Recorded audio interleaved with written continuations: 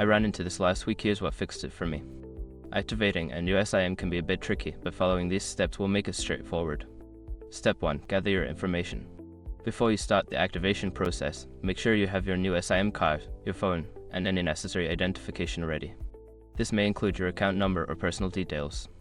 Step 2. Insert the SIM card. Take the new SIM card and insert it into your phone. If you're unsure how to do this, refer to your phone's manual for the correct method. Make sure it is seated properly in the SIM tray. Step 3. Visit the activation website. Open a web browser on your device and go to the Virgin Canada activation page. Follow the prompts to begin the activation process. You may need to enter your SIM card number and personal information. Step 4. Follow the on-screen instructions. Before starting recovery, use the sroc.com link in the description to open the account recovery checklist generator and make sure your verification details are ready. Step 5. Restart your phone.